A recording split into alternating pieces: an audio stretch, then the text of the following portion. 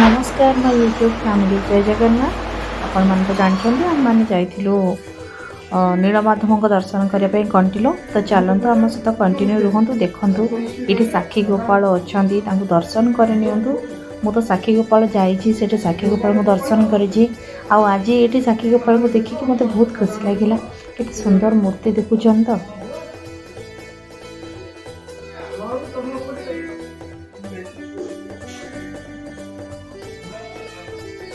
ये हनुमान अच्छा हनुमान ये गोटे सुंदर मूर्ति अच्छी आपण मैंने आसिले निजे देखिपारे मुझे तो वर्णना करें आ देखु ये नना आमको डाकिले कहले कि हनुमान चालीसा पढ़।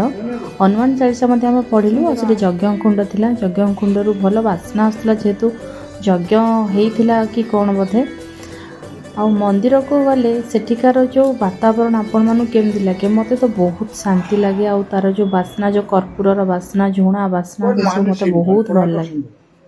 ये देखो हनुमान मूर्ति टिके नियारा हनुमान को दर्शन कर सारापर से नना कहले कि जाओ टिके मंदिर पछपटर दृश्य देखी आस आठी महानदी आमर जाइए सतरे आमे देखिकी एते आश्चर्य हलु कहीं मंदिरटा एते उच्चार होते पहाड़ पत्थर तले नदी से जो सुंदर दृश्य सेठु आसवाई आपन को इच्छा बिल्कुल भी हेनी। बहुत खरा थिला गरम थिला किंतु हठात आम मंदिर में पहुँचला पाग परिवर्तन हो गला आउे सेठिकार परिवेश मत आसवाई से जमा भी इच्छा है से ही आम घंटे 2 घंटा केमी बीतीगला आम जापारू। आपन जदि केबे सेठी को जिबे दया करिके बहुत केयरफुल रे जिबे जेतु बहुत बड़ बड़ पत्थर बहुत तले सेटा माने ऊपर जदि गोड़ खसी जिवो तले जाके पड़िबे आ देखंतु सेठी नदीटा केते सुंदर देखा होची। आमे सेठी बहुत सारा फोटो उठेलु वीडियोस कलु सेठू मंदिर दृश्य किसी अलग थिला आ से एठी तो मु कहि परिबिनी कि देखै परिबिनी किंतु सेठी कि आपण निजे गले ही जानि परिबे से जागा से परिवेश केते सुंदर आ ये जो फूल गुड़ाक बोधे काठ चंपा कहते ना कौन जानी कि बास्ना बहुत ही भल आठी विभिन्न प्रकार गछ अच्छी मु तो भावुली मांकड़ थे कि मांकड़ जमा भी नहांती से जहाँ भी हो से बहुत समय आम बीतेदेलु।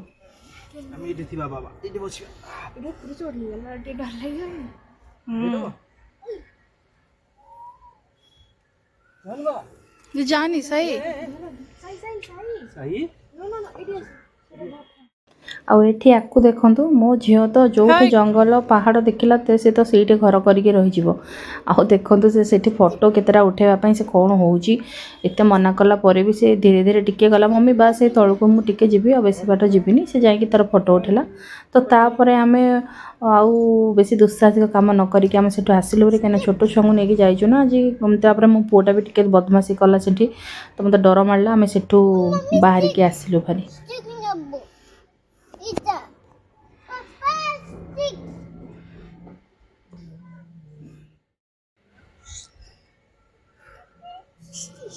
सही पड़ जो बाबा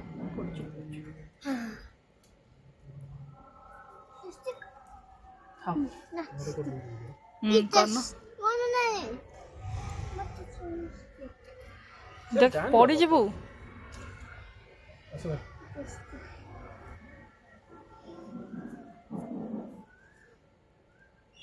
गचरू ये फूल गुड़ाक सब इे सियाड़े केते पड़ी आपड़ देखते तो मु झील को डाकिली कहली तू आसे आ बेसी समय रही जावा आहरी बहुत जगह रहीगला देखापी से आगे अलरेडी बोधे 5टा पर संध्या 5टा पर हो गला तो से जहाँ भी हो आम अल्प किसी फोटो फोटो क्लिक करके आम से बाहर के आसिलु मुझे मो झील को कहूए मो मन तो हो ना आसवाई तो फिर भी तो फेरबार अच्छी आम केते कौन प्लान करके आसलु कि आम भूल हो गला कि आम घर टिके लेट्रे बाहर के आसिलु जदि टिके समय बाहर था आज बहुत सारा जगह भी आम कवर कर दे था तापर वर्षा भी उठेला से तौक टिके टिके वर्षा पकईला आम कौन करूँ किसी जानू घर को फेरबू कि कौन तो से जहाँ भी हो आम पछरे चिंता कलु कि नहीं आज रही तापर आ किसी जगह काली सकाळे कवर करवा। तो चलते आम कौटी रही कौन कलु आप सेयार करुचे तो ये मो झील को देखो भारी बहादुरी मारिकी पड़ेगा तौक कि आसला बेलू भारी कष्ट हो चढ़ी पार कहली जमी जाइए सेमती आसे तो ଦେଖନ୍ତୁ ଏଠିକାର ନଜାରା ଆପଣ ଦେଖିଦିଅନ୍ତୁ କେତେବେଳେ ନିଜେ ଗଲେ ଆପଣମାନେ ଦେଖିବେ। ଏଠି ମୁଁ ଗୋଟେ ଫୁଲ ପାଇଲି ମୋ ଝିଅକୁ ଦେଇଛି। ଆଉ ଦେଖନ୍ତୁ ଏଠି କେତେ ପାହାଚଟା କିନ୍ତୁ ବହୁତ ଉଚ୍ଚା, ମାନେ ଆପଣ ଯଦି ଗୋଡ଼ରେ କିଛି ପ୍ରୋବ୍ଲେମ୍ ଥିବ ଆପଣ ବିନା ସାହାରାରେ ଏଠି ଉଠି ପାରିବେନି। ଲୋକ ଗାଧଉଛନ୍ତି ସେଠି। ଚାଲନ୍ତୁ ଆଗକୁ କେତେ କ'ଣ ବଡ ହେଉଛି ନଦୀ। କ'ଣ ନାହିଁ ଆପଣ ଦେଖନ୍ତୁ। ଏଇଟା କ'ଣ ମହାନଦୀ? ମହାନଦୀ ଯାହା ହଉ ଏମିତି ଟିକେ ଯାହା ହଉ ପକେଇ ଦେଇଛନ୍ତି ଅଖା କି ଦରି, ତ ସେଇଥିରେ ଟିକେ ଚାଲିଲୁ, ଗୋଡ଼ ଗୁଡ଼ା ତାତି ଯାଉଥିଲା। ଆଉ ଭୀଷଣ ଗରମ, ଯେତିକି ବର୍ଷା ସେଇଠି ଉଠୁଥାଏ ସେତିକି ଆହୁରି ଗରମ ବଢ଼ିଯାଉଥାଏ। ଆଉ କ'ଣ ଆଉ ଏଥିରେ ଆଶ୍ଚର୍ଯ୍ୟ ପାରେ ବି କ'ଣ ଅଛି, ଖରାଦିନେ ତ ବୁଲିବାକୁ ବାହାରିଲା ମାନେ ତ ଏଇ ଗରମ ପାଇଁ ହିଁ ଅସୁବିଧା ସବୁ। ସେ ଯାହା ବି ହଉ ବୁଲିବା ତ ବନ୍ଦ ହେବନି, ମଝିରେ ମଝିରେ ଟିକେ ବୁଲିବା ବି ଦରକାର, ଖରା ହଉ ବର୍ଷା ହଉ ଶୀତ ହଉ ଯାହା ବି ହଉ। ତ ଦେଖନ୍ତୁ ଏଠି ଆମେ ଆସିଲୁ ମନ୍ଦିରର ଆଉ ଗୋଟେ ସାଇଡ଼୍କୁ, ତ ସେଠି ବି ଏତେ ସୁନ୍ଦର ସୁନ୍ଦର ନଜାରା ଅଛି ମୁଁ ଜାଣିନଥିଲି। ଚାଲନ୍ତୁ ଆପଣ ବି ଏନ୍ଜୟ କରନ୍ତୁ। ପାଗ ପୁରା ସେତେବେଳକୁ ବଦଳି ସାରିଲାଣି। ଆମେ ଘରୁ ଆସିଲା ବେଳକୁ ଇଭିନ୍ ମନ୍ଦିର ଯାଏ ପହଞ୍ଚିଲା ବେଳକୁ ପ୍ରବଳ ଖରା ହେଉଥାଏ, କିନ୍ତୁ ଏବେ ଦେଖନ୍ତୁ ପାଗ ପୁରା ମେଘୁଆ, ମାନେ ବର୍ଷା ସିଓର। ଆଉ ସତରେ ବି ବର୍ଷା ହେଇଛି, ଆପଣ ଆଗକୁ ଦେଖିବେ କେତେ ଜୋରେ ବର୍ଷା ହେଇଛି। ଆମେ ବାଧ୍ୟ ହୋଇକି ରୁମ୍ ନେଇକି ରହିବାକୁ ପଡ଼ିଲା, ନହେଲେ ଆମେ ରାତିରେ ଫେରି ଆସିଥାନ୍ତୁ, ନହେଲେ ତା ନେକ୍ସଟ ଦିନ ଆଉ ଥରେ ବି ଯାଇଥାନ୍ତୁ। ଏଇଟା ହେଉଛି ଆପଣ ଯଦି ପ୍ରସାଦ ଖାଇବେ, ପ୍ରସାଦ ପାଇଁ ଏଠି ଟୋକନ୍ ସିଷ୍ଟମ୍ ଅଛି। ପର୍ଟିକୁଲାରଲି ବହୁତ ବଢ଼ିଆ ସିଷ୍ଟମ୍ କରିଛନ୍ତି। ତ ଆମର ତ ପ୍ରସାଦ ଖାଇବାର ଆଉ ଟାଇମ୍ ହିଁ ନଥିଲା ସେତେବେଳେ, ସନ୍ଧ୍ୟା ହେବାକୁ ଆସିଲାଣି। ତ ଆମେ ସେଠୁ ବାହାରି ଆସିଲୁ। ଆଉ ଚାଲନ୍ତୁ ଦେଖିବା, ଆଉ ମନ୍ଦିରର ଏପଟ ସାଇଡ଼୍ଟା ଟିକେ ଦେଖି ଦେଇକିରି ଆମେ ମନ୍ଦିରରୁ ବାହାରିବା। ପଣସ ଦେଖନ୍ତୁ କେମିତି ହେଇଛି, ଏମିତି ଜାଗାରେ ହେଇଛି ସେଠୁ କେହି ନେଇ ବି ପାରିବେନି। ଦେଖନ୍ତୁ ଏ ବାବୁଙ୍କୁ ଦେଖନ୍ତୁ ମନ୍ଦିର କାନ୍ଥ ଉପରେ କେମିତି ବସି ଯାଇଛନ୍ତି, କେତେ ହାଇଟ୍ରେ। ଆଉ ମୋ ଛୁଆମାନଙ୍କର ମସ୍ତି ଦେଖନ୍ତୁ, ମନ୍ଦିର ଭିତରେ ପୁରା ଖୋଲା ଜାଗା ପାଇଗଲେ ଧୁମ୍ ମସ୍ତି ଚଲେଇଛନ୍ତି। ଏଠି ଆମେ ମସ୍ତି ଚଲେଇଛୁ। ଦେଖନ୍ତୁ ଆପଣମାନେ ଭାବୁଥିବେ କି ଇଏ କ'ଣ, ଏଇଟା କିଛି ନୁହେଁ, ଜଷ୍ଟ ଗୋଟେ ଏକ୍ସପ୍ରେସନ୍ ଚେଞ୍ଜ ଗେମ୍ ଆମେ ଖେଳୁଥିଲୁ।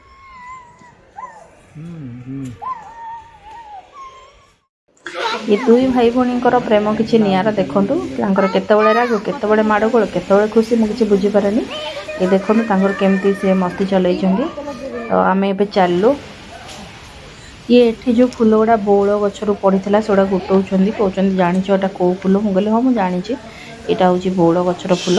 ଏତେ ବଡ଼ ବଡ଼ ବଉଳ କୋଳି ହେଇଥିଲା। ଆଉ ଦେଖନ୍ତୁ ଚାଲନ୍ତୁ ଆମେ ଏବେ ତ ମନ୍ଦିରରୁ ବାହାରିବୁ, ଆପଣ ବି ଚାଲନ୍ତୁ ଆମ ସହିତ। ଆଉ ଯେଉଁ ଠାକୁରମାନେ ରହିଗଲେ ତାଙ୍କୁ ଟିକେ ଦର୍ଶନ କରିକି ବାହାରିଯିବା। ଏଠି ମନ୍ଦିରର ନନାମାନେ ବହୁତ ହିଁ ଭଲ, ସାଙ୍ଗେ ସାଙ୍ଗେ ମୋ ଛୁଆଙ୍କ ସାଙ୍ଗେ ମିଶିଗଲେ, ଆମ ସହିତ ମିଶିଗଲେ। ମୋତେ ଲାଗିଲାନି କି ଆମେ କେଉଁ ଅଲଗା ଜାଗାକୁ ଆସିଛୁ। ଇଏ ହେଉଛନ୍ତି ମା ବିମଳା। ଦେଖନ୍ତୁ କେତେ ସୁନ୍ଦର ମାଆକୁ ସଜାଇଛନ୍ତି ଏଠି ନନା, ବହୁତ ହି ସୁନ୍ଦର ଦେଖାହେଉଛନ୍ତି ମା। ଆଉ ଇଏ କହୁଛନ୍ତି ଜଗନ୍ନାଥ, ଜଗତର ନାଥ, ଆପଣ ତ ଜାଣିଥିବେ। ଆଉ ଜଗନ୍ନାଥଙ୍କୁ ଦେଖିଦେଲେ କାହିଁକି ଜାଣି ମୋ ମନଟା ବହୁତ ଖୁସି ହେଇଯାଏ, ଆଉ ମନ ଶାନ୍ତି ହେଇଗଲା ଏଠିକି ଆସିକି। ଏମାନେ ମୋତେ ଲାଗୁଛି ସଂସାରର 33 କୋଟି ଦେବାଦେବୀ ଏଇଠି ରହିଯାଇଛନ୍ତି। ଆଉ ଦେଖନ୍ତୁ ଇଏ ହେଉଛନ୍ତି ରାଧାକୃଷ୍ଣ।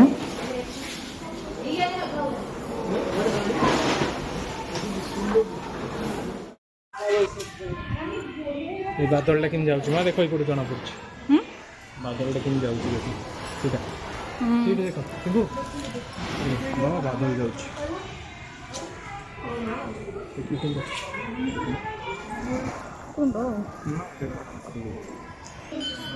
ଇଏ ବୋଧେ ହେଉଛନ୍ତି ସୁଦର୍ଶନ କି କ'ଣ, ସେଠି ମୁଁ କାହାକୁ ଆଉ ପଚାରି ପାରିଲିନି, କିନ୍ତୁ ଦେଖିକି ଲାଗୁଛି ବୋଧେ ସୁଦର୍ଶନ ହେଇଥିବେ। ତ ଇଏ ବି ପଥରରେ ହିଁ ବନା ହେଇଛନ୍ତି।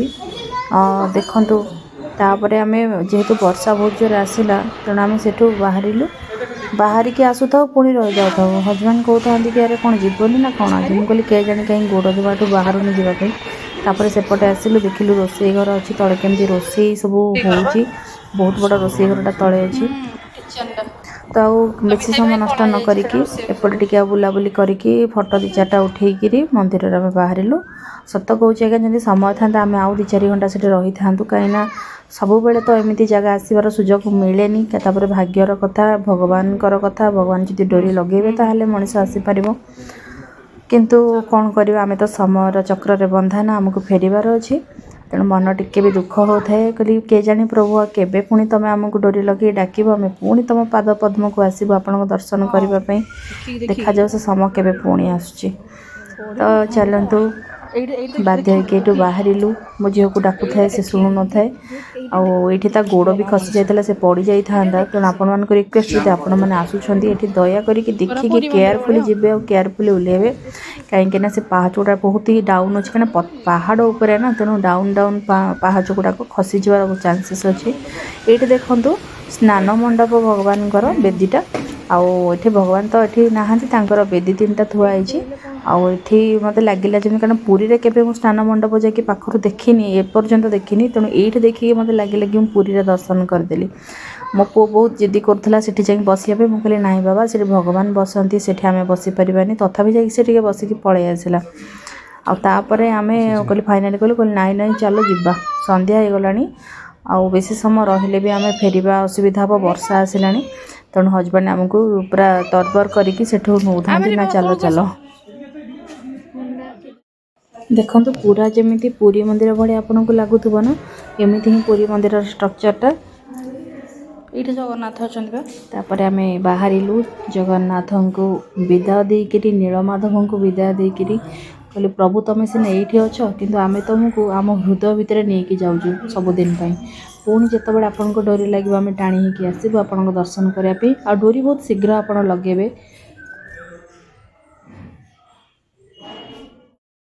ତ ଫାଇନାଲି ଆମେ ଜଗନ୍ନାଥଙ୍କ ଘରୁ ବାହାରିଲୁ, ମାନେ ନୀଳମାଧବଙ୍କ ଘରୁ ବାହାରିଲୁ। ଆଉ ଆସିଲା ବେଳକୁ ମନ ଭିତର କ'ଣ ହେଇଯାଉଥାଏ ସେଇଟା ତ ଏଠି ଦେଖେଇ ପାରିବିନି। ତ ଏଠି ମୁଁ କହିକି ଆସୁଥାଏ, ପ୍ରଭୁ ତୁମରି ଅପେକ୍ଷାରେ ରହିଲୁ, ନିଜେ ନ ଆସିଲେ ବି କାହା ଦ୍ୱାରା ମଧ୍ୟ ଆମକୁ ଡକେଇ ପଠାଇବେ। ତ ଦେଖନ୍ତୁ ଏଠି, ଆଉ ତଳକୁ ଦେଖନ୍ତୁ କେତେ ପାହାଚ, ଏତେ ପାହାଚ। ଆଉ ସେଠି ଗୋଟେ ପଡ଼ିଆ ଅଛି ଯେଉଁଠି ପିଲାମାନେ ବି ଖେଳୁଛନ୍ତି। ଯାହା ହଉ ସେମାନଙ୍କ ଭାଗ୍ୟ, ସେମାନେ ଏଠି ରହୁଛନ୍ତି, ଭଗବାନଙ୍କ ସହିତ ସମୟ କାଟି ପାରୁଛନ୍ତି।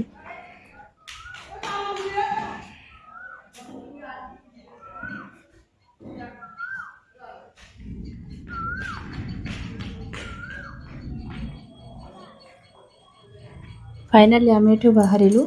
ଆଉ ଦେଖନ୍ତୁ ଏଠି ସନ୍ଧ୍ୟା ଦୀପ ଦିଆଗଲାଣି। ଗରୁଡ଼ ସ୍ତମ୍ଭ କେତେ ବଡ଼ ଦେଖାଯାଉଛନ୍ତି ଏଠି, ପ୍ରକୃତରେ ବି ବହୁତ ବଡ଼। ଆଉ ଦେଖନ୍ତୁ ଯେମିତି ଆସିଥିଲୁ ସେମିତି ଫେରିଲୁ। ୟା ପରର ମାନେ ପ୍ଲାନ୍ କ'ଣ, ଆମେ କୁଆଡ଼େ ଯିବୁ, କ'ଣ କରିବୁ, ଏଠି ରହିବୁ ରାତିରେ ନା ପଳେଇବୁ, କିଛି ପ୍ଲାନ୍ ନଥିଲା। ଗାଡ଼ିରେ ବସିକି କଥା ହଉ ଦେଖିଲୁ ବର୍ଷା ପକେଇଲାଣି। ତେଣୁ ଝିଅ କହିଲା ଯଦି ଆମେ ଆସିଛେ ତାହେଲେ ଆଉ ଥରେ କେତେବେଳେ ଆସିବା, ସେମିତି ତ ଆମେ ଜାଣିନେ। ତ ଯଦି ଆସିଛେ ଚାଲ ଆଜି ରହିଯିବା। ତାପର ଦିନ ବି ଛୁଟି ଥିଲା, ତ ତାପରେ ବାଟରେ ମନେ ପଡ଼ିଲା ଶ୍ରୀରାମ ମନ୍ଦିର କଥା, ଫତେପୁର କଥା। ଆମେ ସେଠି ରହିଗଲୁ, ଦର୍ଶନ କରିକି ଆସିଲୁ।